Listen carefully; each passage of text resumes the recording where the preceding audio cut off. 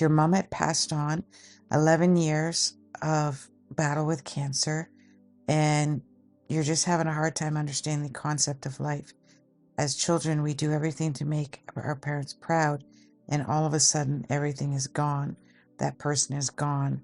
Just really weird aspect of life. It's a super weird aspect of life. And it's the quest that most women and sometimes religious people, philosophers, and even scientists and physicists are constantly trying to stand. And nobody really has a definitive answer at this point. But at the same token, everything is always about you, your desire and your need to be able to, for example, make your parents proud of you. When you look at it this way, they're just, your mother was, or your parents were a placeholder. And they may or may not have acted in a way. And so was the school system. School system really did affect you as well.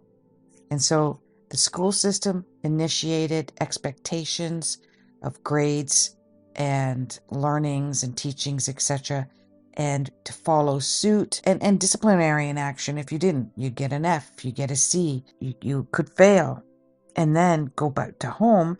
And the parents don't want to look like bad parents, and they don't want to look like, and maybe education is very important to them as well, and therefore they instill rules and regulations and disciplinary actions or disappointments.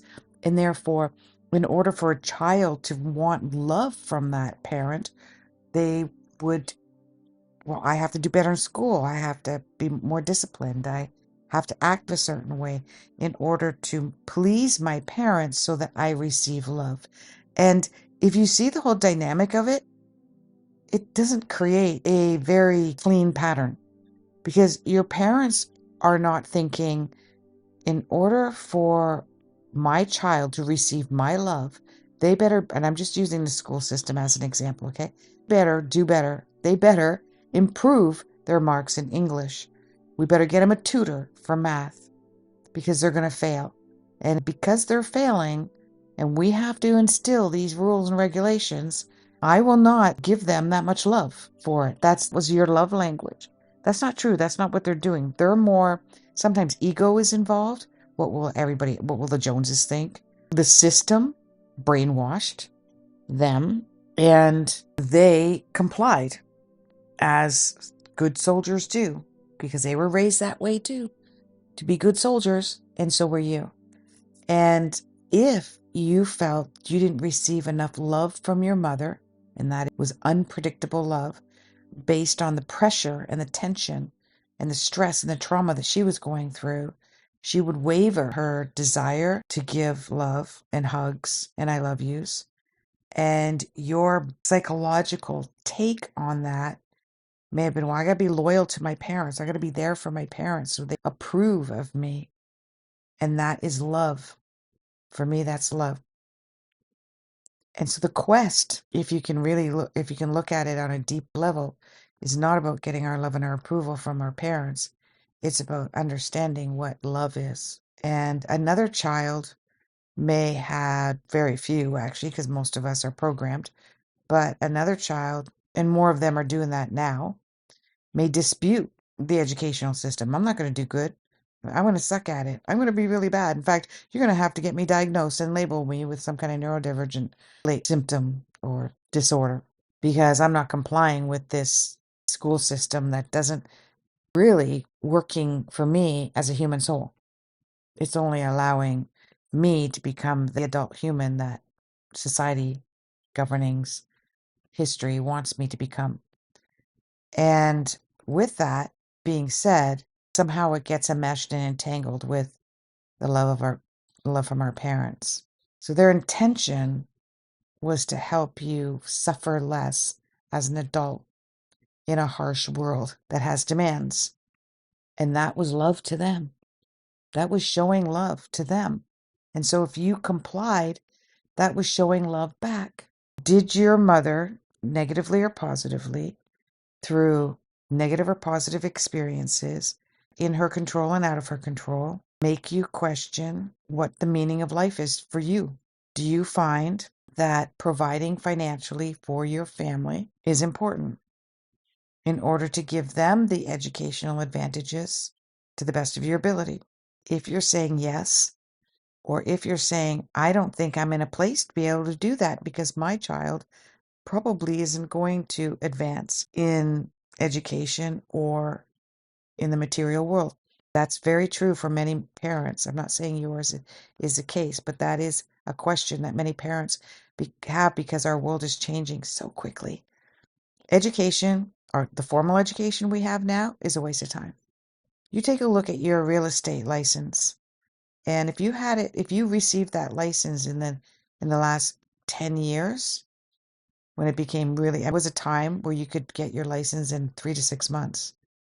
And it was, you had to learn math and laws and legalities.